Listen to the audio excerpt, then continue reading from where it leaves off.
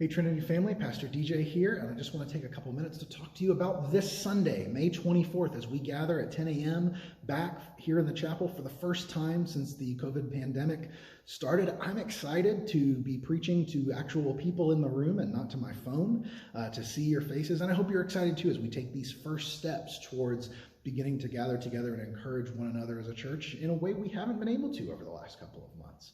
Things are going to look different this weekend. So I wanted to talk to you for a moment about how the service is going to look different this week, what precautions we're taking as a church, and what we're asking of you if you decide to come out and worship with us Sunday. What's going to be different here? Well, first, the chapel is going to look a little different. We've removed some of the seats, added extra space between rows to aid us in maintaining the 6 feet of recommended social distance. So there'll be fewer seats when you come in. There won't be a coffee station in the back. We're not going to have any coffee on Sunday, so make sure you caffeinate up before you get here. And there's not going to be Trinity Kids on Sunday, so everyone will be here in the chapel together, and we'll have more information for you in the coming weeks on how we're going to start to reintegrate Trinity Kids into our regular routine. The service is going to look a little different, most notably around communion. So we're going to have someone on Sunday pre-prep communion. When you get here, you'll have a container of bread already dipped in wine or grape juice that you can take and partake of the elements in your seat so that we're not all getting up and crowding together in the back like we usually do in our communion routine. When we'll give you specific marching orders on Sunday, but just know that that's going to look a little bit different. What are we asking from you if you come to join us? Well, number one, if you're sick, please stay home. Or if you've been sick over the past couple of days, if you've been running a fever, if you've got allergies that you're going to have to convince everyone around you are really allergies, maybe just give it a week or two before you come back and rejoin us. But we want to make sure that if you're coming, that you're healthy and don't have any sickness that you're aware of.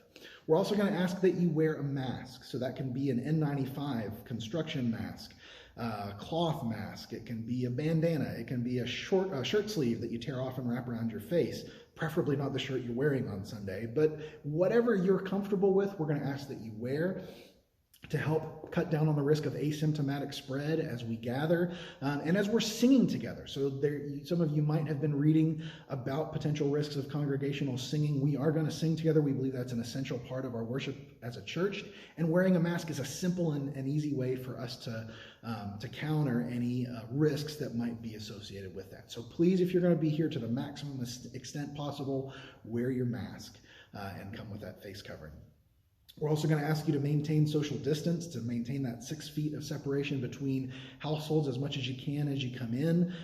Here at Trinity, the biggest pinch point that we usually have is the entrance in the back, kind of funneling everyone through, and we usually like to congregate back there around the coffee and have those conversations. We're going to ask that you try not to do that on Sunday, that you come in, make your way to your seat, you can have those conversations from across the row, but try not to congregate around the back. And again, there's no coffee, so that's one big incentive that's out the window.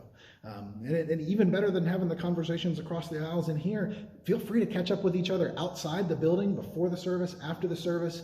We know you haven't seen each other in a while, and we want to have those conversations and get back together, but we want to do it while taking every precaution that we can.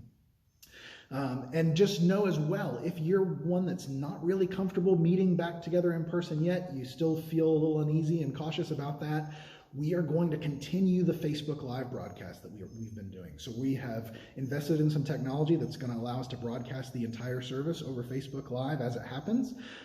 So if you'd say, I'm not really sure I'm comfortable meeting back together in person, you can stay at home, continue to join us via Facebook Live and worship with us, just as you have for these past few weeks, and that's fine. And let's keep in mind on that note, as we get back together, let's have patience with one another, let's have grace with one another as we navigate this first of many steps. These next few weeks and months as we get back to normal are going to be strange, they're going to be different. Some of us might feel we're moving too fast, some of us might feel we're not moving fast enough, but let's make sure that we're following our Savior's lead and putting each other's interests above our own, in loving each other, sacrificing ourselves where we can, and encouraging one another as we regather as a church. I'm excited about it. If you're comfortable, I hope you'll join us on Sunday morning, and I look forward to worshiping the Lord together with you. If you're going to be at home, I hope you'll continue to join us on Facebook Live. Either way, let's glorify God as we celebrate His goodness to us this Sunday morning. I'll see you then.